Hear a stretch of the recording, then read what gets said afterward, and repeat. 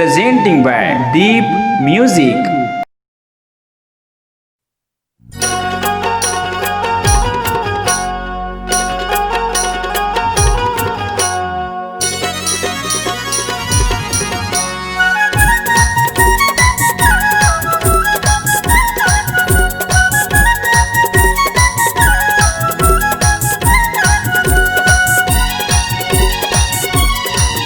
तुर लाली कलिंदर रसदार खाए के मोरो मन करथे वो। तुर लाली कलिंदर रसदार खाए के मोरो मन करथे वो। खाए के मोरो मन करथे वो।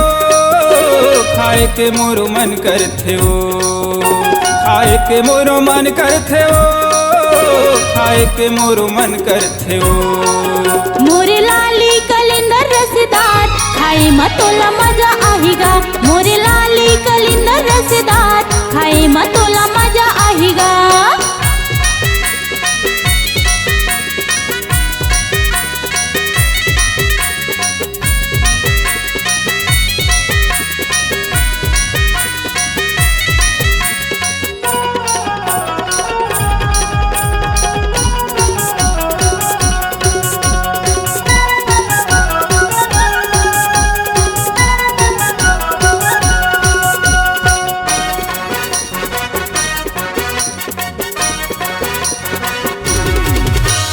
कच्चा बेचत हंस की पक्का वो रानी पूछत हो तेला बताना।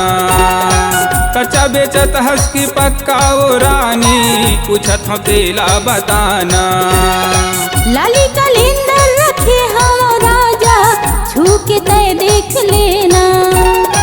लाली कलिंदर रखे हम राजा छू के तय देख लेना। खाए के मोरो मन करथे वो। खाए के मोरो मन करथे वो। खाए के मोरो मन करथे वो। खाए के मोरो मन करथे वो। मोर लाली कलिंदर रसदार खाए मतोला मजा आहीगा। मोर लाली कलिंदर रसदार खाए मतोला मजा आहीगा।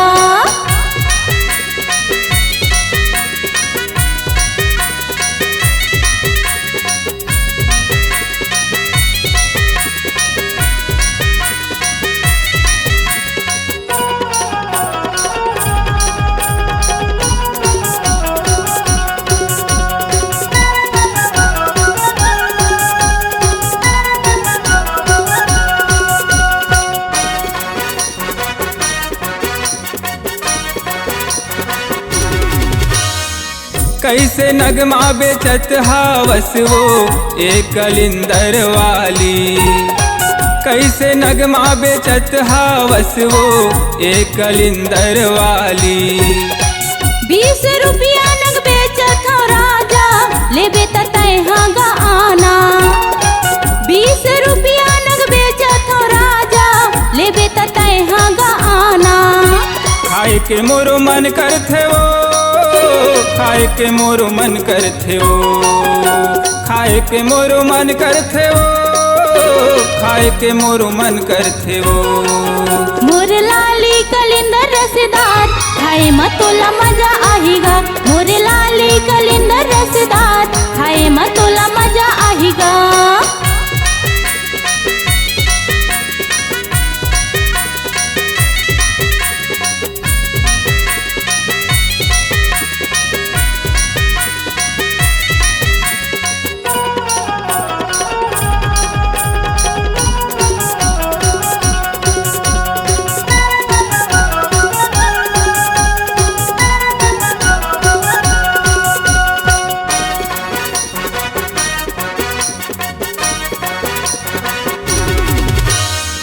काली पैसा मैं दे दे हूँ रानी आज दे दे उधारी।